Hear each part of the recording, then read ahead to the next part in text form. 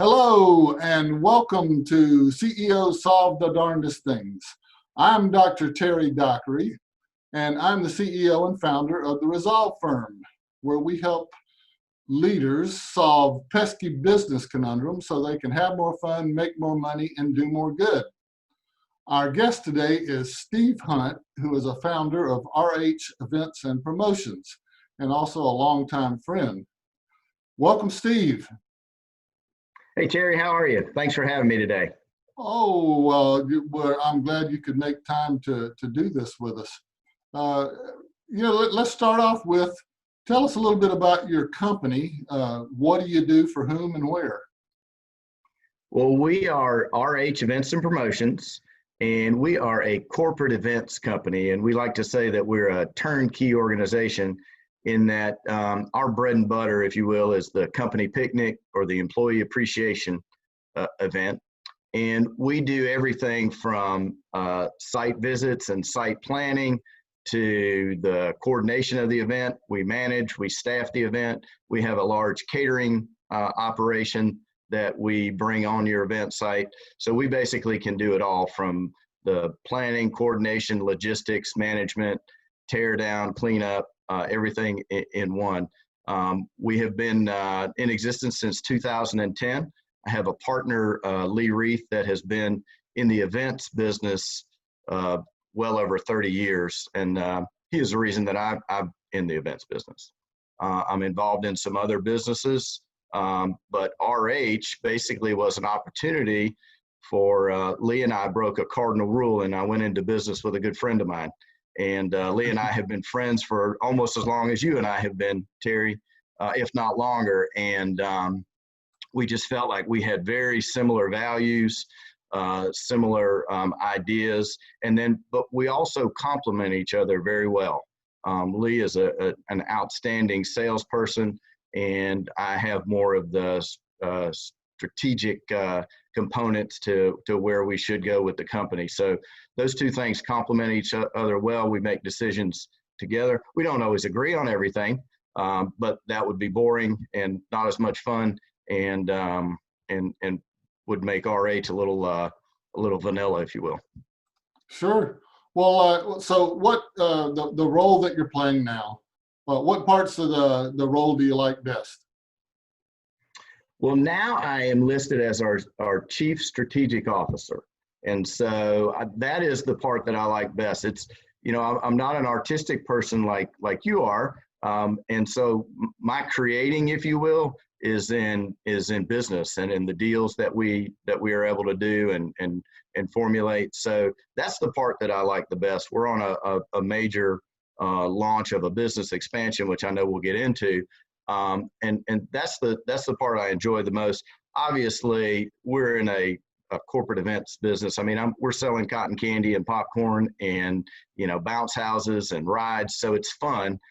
So I really enjoy the events and, finishing up an event and the satisfaction with the customer and just the fun that we have. And then the last part, and probably the most important, is our people. You say all the time, and I've heard you say over the years, to be in business with people you enjoy being in business with and to have fun. And we enjoy our employees. We've got a loyal group, and that's probably the highlight of RH Events. Sure. That makes a lot of sense. So we usually talk about a couple of what we call business conundrums or challenges with our guests. So you and I were talking earlier about your organizational culture that you've built there and how that you feel that has worked to your advantage. Would you like to say a little bit about that?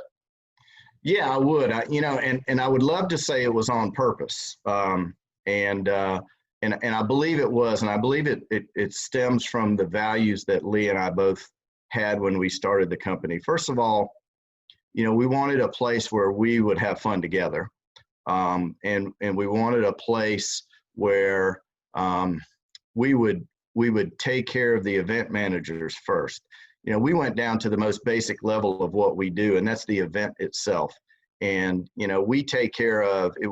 Our thoughts were always that if we took care of the people that were going to be doing the events and managing the events and coordinating the events and setting up and tearing down the events, if we took care of them, that they would take care of our customer, and they in turn that we would be in business for a while. So 10 years later, that formula for us has really paid off in the fact that we have very loyal employees. We've got a couple of employees that have been with us basically the entire 10 years. We do those things. It may take a little bit of a hit in our gross profit margins and our profit margins per event, but it makes for an easier event for our managers, and sometimes we are those managers. But it also makes for an easier event for the staff, and then it really shows up at the client level. The culture that we've developed, if you will, or that has evolved over the years, has created a tremendous amount of loyalty and engagement with our employees. And then the other part of that is the customer and the client. Our customer and our client see the same people a year in and year out. Those people are our employees, so our retention rate is through the roof, in that we're about 95% retention. Well, so that sounds great. I mean, and we've talked about all those things many times over the years, and it makes good sense, and it makes for business success over the long term. The other thing we talked about was you're in the midst of a strategic pivot that I found really interesting. Would you mind saying a few words about that? Yeah, we are. So what we found was that as we kind of want to position RH to move forward and to go the next 10 years, we realized that we had created a lot of goodwill, and that was our most valuable asset. Certainly our employees are valuable assets to us, but we didn't have what I term financeable assets. We own trucks, we own trailers, we own catering equipment, we own tables, chairs, and tents, things that I call disposable assets. We don't own our building, which would be a financeable asset to me. So we embarked on a plan that we would, one of the pieces that we miss a lot and we miss out is on venue and site selection. So we thought, well, maybe if we owned some venues, that would help with our marketing, help with our credibility, but also allow us to kind of spread some of the risk or vulnerability of our business. And so we have private event catering expertise, and we have wedding expertise on staff, but we haven't done weddings in the past. And one of the things that we looked at was the acquisition of venues, most of which are wedding venues or small corporate event venues. And so we embarked on a plan to purchase venues in the metropolitan Atlanta area and wrap that around a catering operation, and to enable to kind of smooth out one of our biggest conundrums, as you say, is the fact that we have a very seasonal business. We're busy from April until late November. We travel all over the United States. We go from West Virginia to Florida to Arkansas and east to Virginia. So we cover a very wide regional range, if you will. But we still were limited in some of our seasonal revenue opportunities. So we were looking at venues to be able to kind of, in today's day and age, flatten the curve is a big term. But we were looking to flatten that revenue curve a little bit with venue operation, ownership, and then build, like what I said before, financeable assets. We have been very debt adverse over the years, and we actually have no debt that we carry on our books right now. And we are looking to have those financeable assets with a partner. So what we were doing was raising money through private equity. In the midst of our search for venues, we found one organization that was already kind of doing what we had thought we would do. 30 of their venues through very complex ownership structure became available. And we're one of the few companies that first of all was able to put together a deal for those companies, and one of the first companies and one of the only companies that kind of has a plan to operationally operate many of those venues. So we brought in a friend of mine, Todd Kripe, as our VP of development, who has kind of swum in these waters before as far as raising private equity and venture capital to help us. We're looking for a partner right now, as a matter of fact, for operating ownership and operating these venues throughout the United States. And then so a part of our strategic pivot, if you will, was this was kind of a once in a lifetime opportunity that came along for us to create a national brand. And you know what we use the term consolidate the business. The wedding private events business is a very mom and pop. You know, you go to any marketplace and there might be a number of venues, and there may be a couple of multi-owner, venues that are owned by one owner, but nobody on a national scale. So we wanted to kind of provide some consistency, provide some variety in venue types within marketplaces. And so we've strategically kind of pivoted from what we thought was going to be a Metro Atlanta, potentially regional hub and spoke type of operation to now we could create a national brand. And then the markets that we would enter with our hub and spoke would be kind of dictated for us by the 18 to 30 venues that we purchased. So, we had to work out in that pivot how we would do that, and how we would finance that, and what assets and what things we already had in place that would help us to be successful at rebranding and opening and operating these. And then in the light of what's going on with the COVID-19, all of that has come into play as far as maybe the timing of what we're doing.